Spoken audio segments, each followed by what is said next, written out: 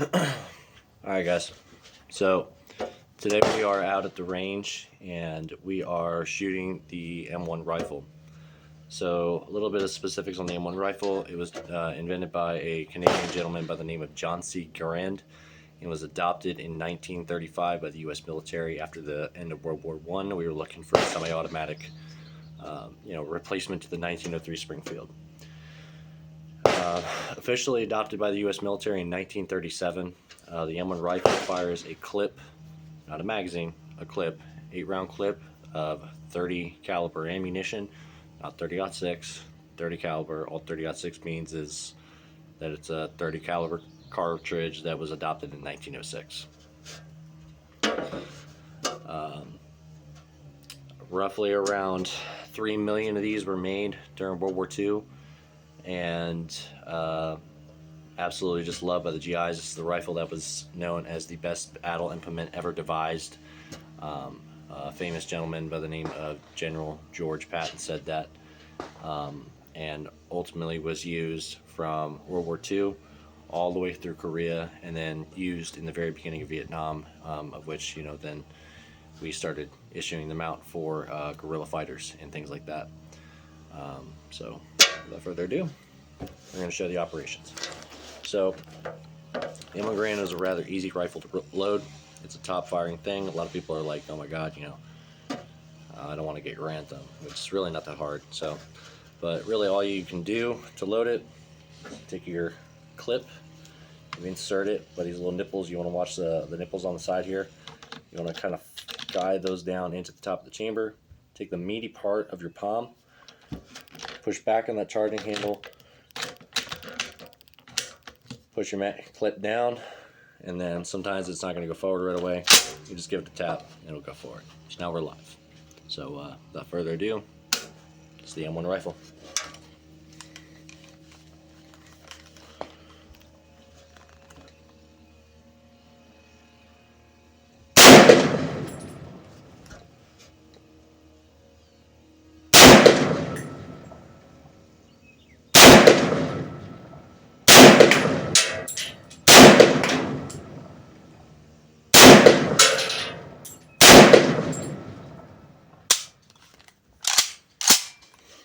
Failure to feed.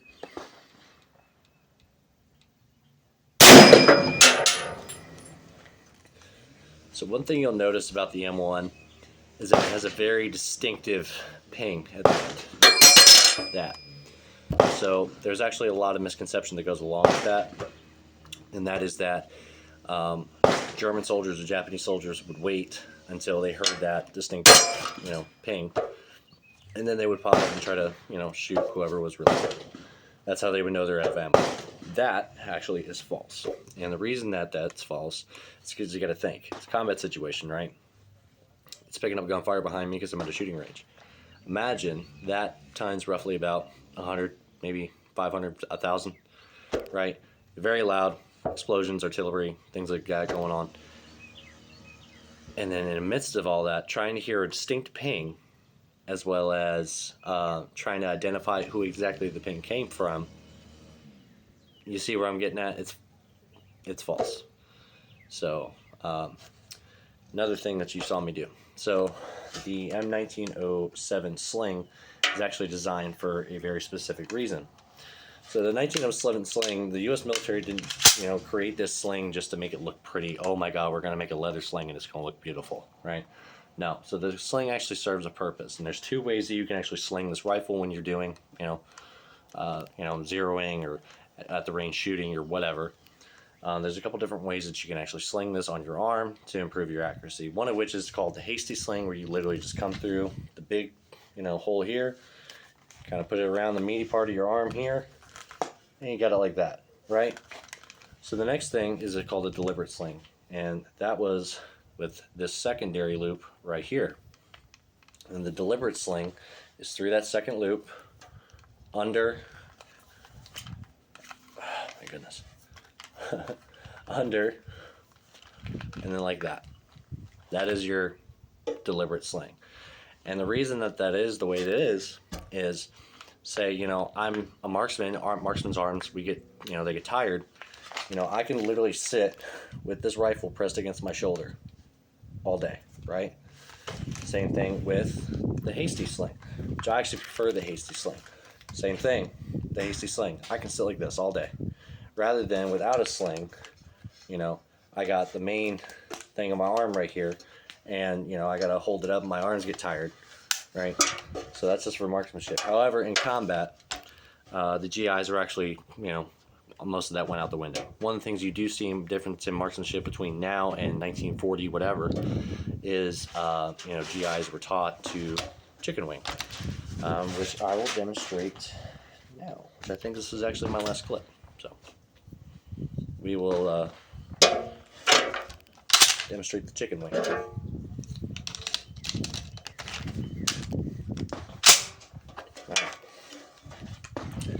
So again, marksmanship in the 1940s versus modern day. You know, modern day in the military, we're taught completely different, right? We're taught, you know, keep your elbows in.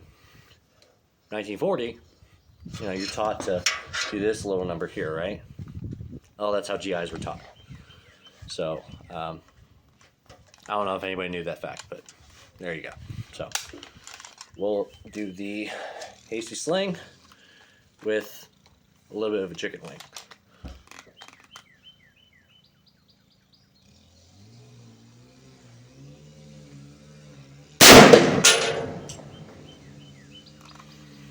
So that's the chicken wing.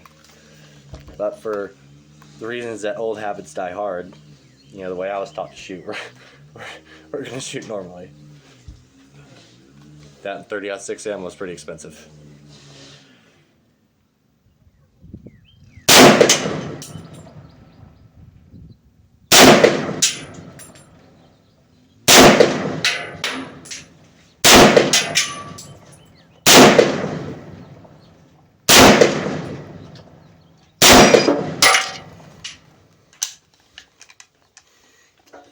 So, the different methods and the different ways of utilizing, I'll have to clean those up when I get home.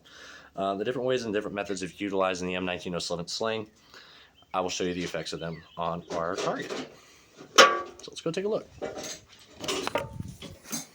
As you can see, right, the effectiveness of the M1907 sling is completely unmatched, right? The M1 rifle is an absolute straight shooter. It's very easy to utilize, and frankly, that's the way that it was made. It was made to be very easy to use for people who are inexperienced. Because you got to think, right? During World War II, you know, we were bringing people in by, you know, the thousands, right? Thousands, hundreds of thousands of times. So the way that, you know, we designed things was to be simple and effective. So I hope you guys enjoyed this video. I hope it was a little bit informative, and maybe I'm wrong on some facts, maybe I'm not, I don't really know. But outside of that, nevertheless, I hope you guys enjoyed. See you next time.